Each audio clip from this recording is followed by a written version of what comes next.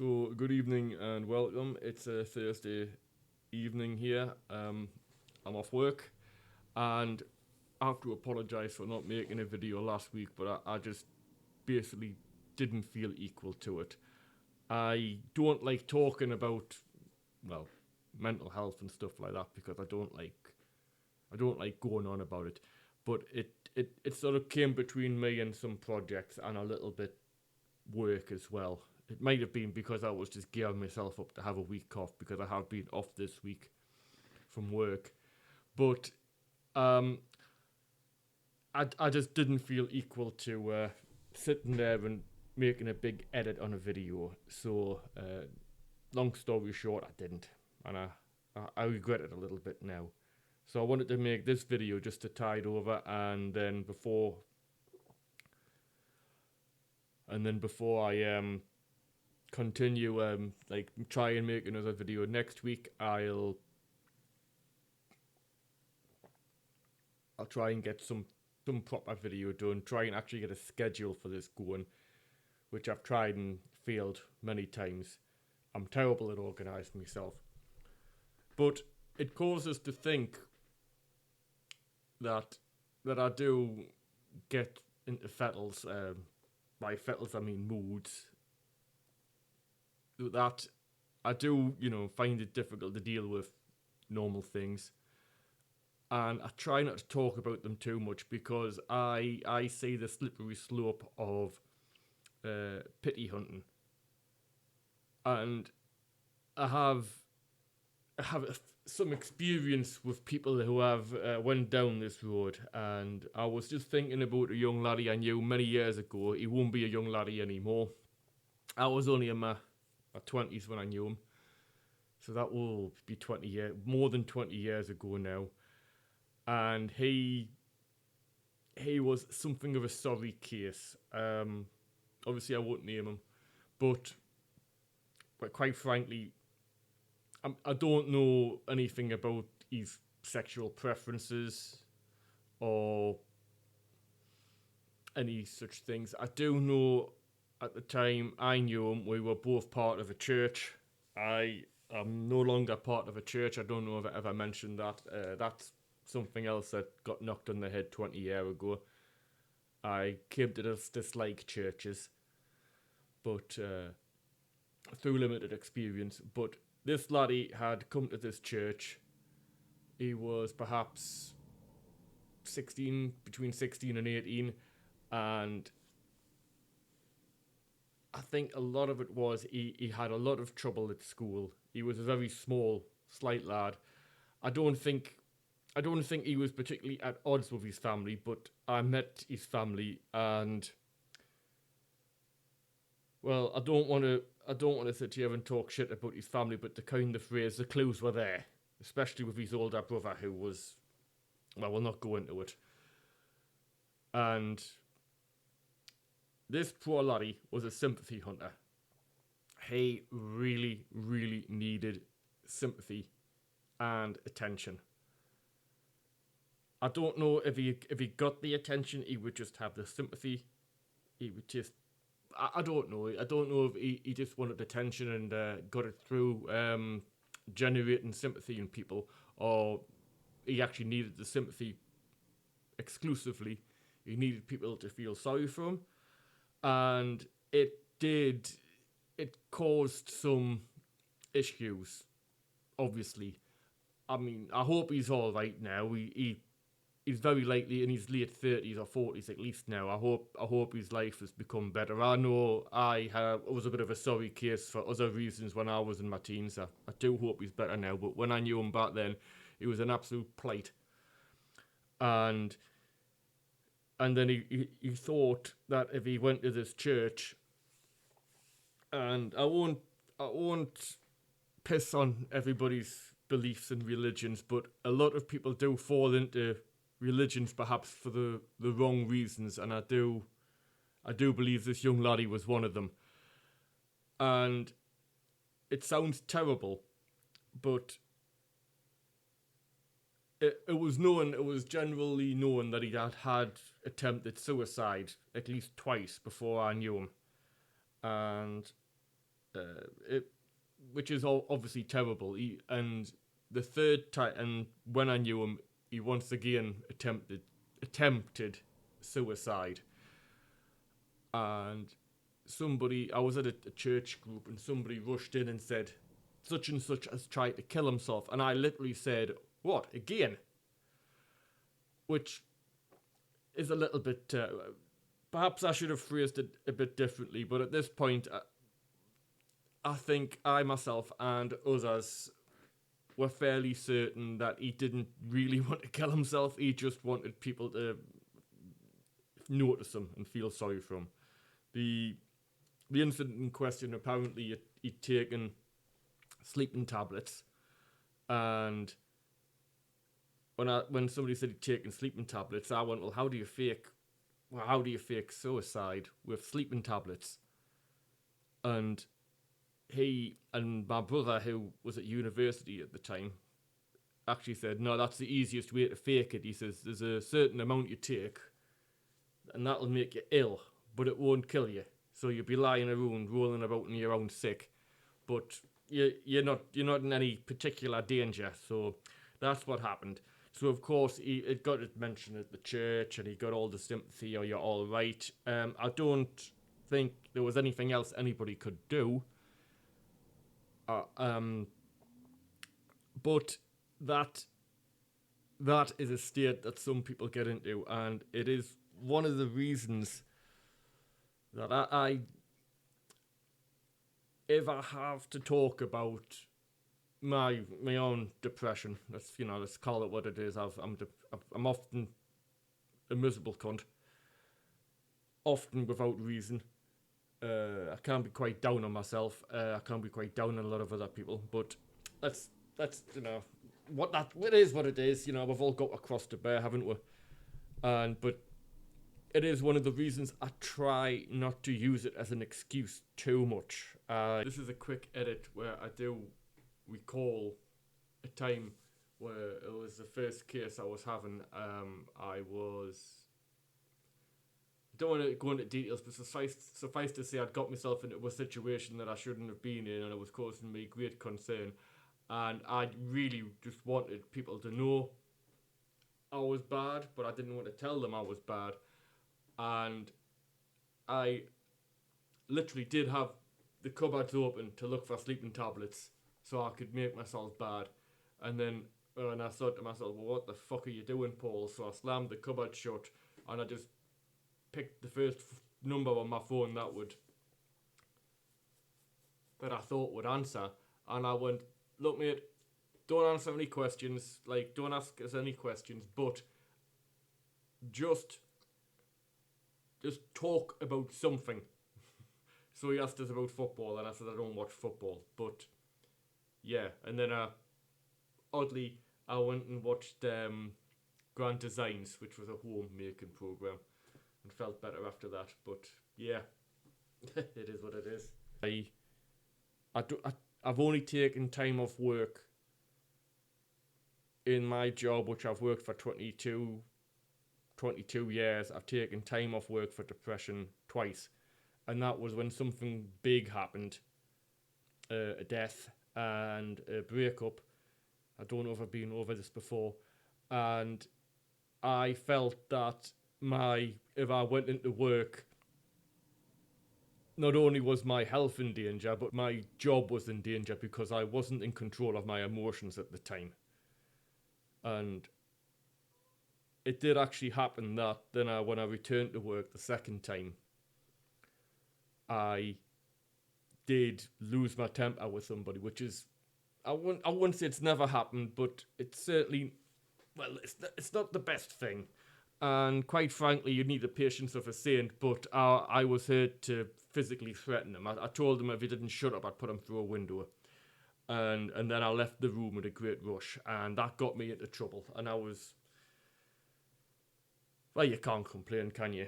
You can't go around telling people you're going to stop them off a glass window. There's a fine line, because obviously with stuff like this, you don't want to keep it to yourself. You should obviously go and see a doctor.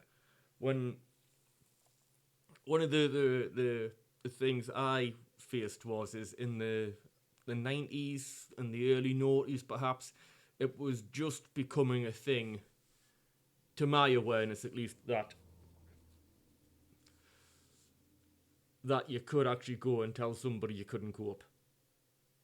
And I didn't like doing that, which is why after the first one, which was the bereavement of my father, a few things happened actually. A bereavement of my father and some ridiculous politicking at a capoeira club I attended at the time, which I wasn't really in the right space of mind to deal with, because obviously my father was terminally ill and then he died, and then there was some ridiculous tomfoolery at work. And one day, after I'd like dragging myself into work and that, I knew about it because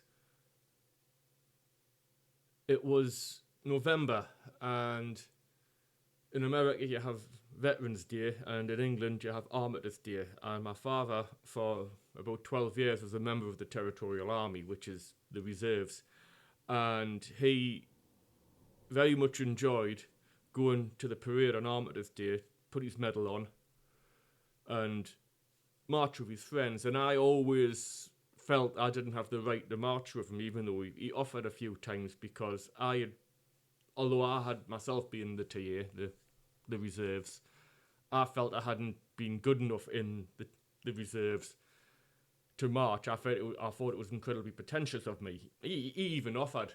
I even remember him saying, that fat one at the front, he was just in St John's ambulance. I was just, fucking hell, that's as well, just because he's doing it, I'm not. But that year, I knew Armistice Day was coming up. My dad had been dead for like 8 months. And obviously, I was doing the whole stuff it down, don't be that emotional. And I went and played rugby. And if you can play rugby without emotion, you're a better man than I. Which is to say, I was very happy. The adrenaline, the endorphins, and then you let your guard down. And then as soon as your guard's down, you don't just have the happy emotions, everything else comes up. And the next thing you know, you're in floods of tears. And you haven't got a fucking clue why. And even my friend, I was walking off the pitch, and I was like beebling all down. He goes, "What's wrong with you?" And I went, "I haven't got a clue." And then he took us for a pint, and then I worked out it was the catalyst of it being Armistice Day, and my father, wasn't going to be there, and then I think at some point, I don't know exactly when it was, I essentially I didn't sleep for 3 days. I just lay there and I couldn't sleep. I was getting up, and I phoned into work, and I says I can't come in, just like move my day off. And then I phoned in the next day. I says, look, I haven't slept properly in 72 hours. I can't come to work. I've got to phone in sick. And I was, excuse me, I haven't turned my notifications off. And I was off work for 6 weeks, and I didn't exercise. I was already medicating at the time. I don't think it did a great deal. And I didn't mean to tell you all of that, but there it is. Whatever you want. So I got myself sorted out, tried it on. It's easy to make excuses for yourself. I know one guy does it. He's depressed about this. He's got asthma for that. His hip's bad for the other. The young laddie at church, he had every right to be depressed. I don't think he had a great deal going for himself, and a lot of it wasn't his fault. But depression, it's a burden, but it's not a stick. You can't be walking around with depression like it's a big fuck off stick saying like, I'm going to bang you over the head with this and you've got to be nice to me. It's You can't do it by yourself. If you can, you're a better man than I. But, or woman, excuse me. It's not something you should. I don't know how to put this really. I'm not doing very well. I would say the best analogy of it, if it is a burden, it's a burden people can help you carry, but it isn't a burden you should be making them carry. Like, just like, here, hold this, I didn't want it. And a few people seem to think this is the case. They'll shout at you. They'll say, I don't have to do this because I've got that. And that's not going to win you any friends or favours. I mean, everybody, I think most people at work know I've been off of depression. I certainly don't keep it a secret, but I don't talk about it all the time, you know. I don't come in and like, oh. And I certainly, if my mood is affected by depression, I don't vent it. Obviously, the one instance that I've told you about, I did vent. I was, and that one is no favours. You can see exactly what happened. I was there, I lost my temper. I mean, fair enough. The guy who wound us up, he could start a fight in a phone box. But I lost my temper with him. And I was in a professional place, where it's meant to be professional, and I threatened him with physical violence, and I got into bother for it. And that's what happens. You can't... I mean, I don't want to talk about anybody I know because it is a personal thing, but I have known people, they seem to think that having some problems like this entitles them to something, or they want something. Like this poor laddie who was running around looking for a group of people that were going to pay attention to him and give him sympathy. And that is dangerous because that is addictive.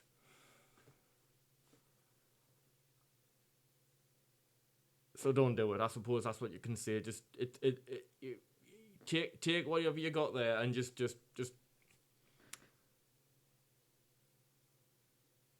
as for drugs and what have you. I mean, as in prescribed drugs. I mean, that's between you and your doctor. I'm not gonna say a note about that. I took them for as long as I felt I should take them, and I took them unwillingly, and I can't remember, but something did happen when I just said, I'm going to have to take these, or because nothing else is working. And thank Christ I haven't had to take antidepressants in about 10 years now. But like I said, every now and again, like especially this last week, these last 2 or 3 weeks, I feel very low. I struggle and often feel not to drink. My projects slip, my work slips. I know fine well that I've made a lot of mistakes at work, and it's this product of stress, of dissatisfaction, and the only people who have any control over that are you. And obviously people can help you and support you, but they can't do things for you. So, as normal with all of my videos like this, there's absolutely no easy answers.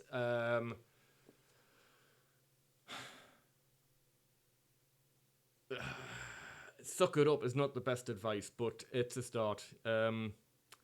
It's there. Be aware that sometimes maybe it's the reason you're wanting to do something, and maybe that's not what you should be doing. I mean, I could have easily went on the sick and just said, I'm going to go on the sick for 6 months. But, you know, then what's going to happen? I'm going to be sitting down here doing nothing. The best advice for me, I say, keep yourself busy. Even if you can't face your projects, find something. I mean, walk. I try and walk. I think one of the things that's brought it on is actually this absolutely stupid fucking knee injury I've got, and I haven't been able to train properly. But I can't lift like do bar work like I normally do. So I've been on the weights, just sitting down doing a lot of very light weights, trying to sort this injury out. But there you go. There you go. What can you do? Just keep busy, keep the endorphins running. Treat yourself a little bit, I suppose. Don't go daft. Seriously, the drink doesn't help. Trust me on that one. I will say, just for myself, smoking, normal smoking, does help a bit. But again, you're gonna run into bother if you suddenly start chain smoking. I like, as you know, you've probably seen, as I quite like a pipe, but I can pick up and put down a pipe very easily. I don't find this addictive. I find the drink addictive. So somebody might, be able to have one glass of wine and then feel better, but if they spark up a cigarette, that's that 20 down at the end of the day. It's moderate treats, I don't know. This video is with absolutely tits up. I don't know if anybody's gonna watch it, but look, I'm going to shut up before I fucking shoot myself in the foot here. I'm on to 21 minutes. Bleeding Christ. Right, I do hope everybody is doing well. And if you're not, with any luck, you might go back and forth in this video and find something that helps you out. And on that bombshell, I'm going to go out and see my mother.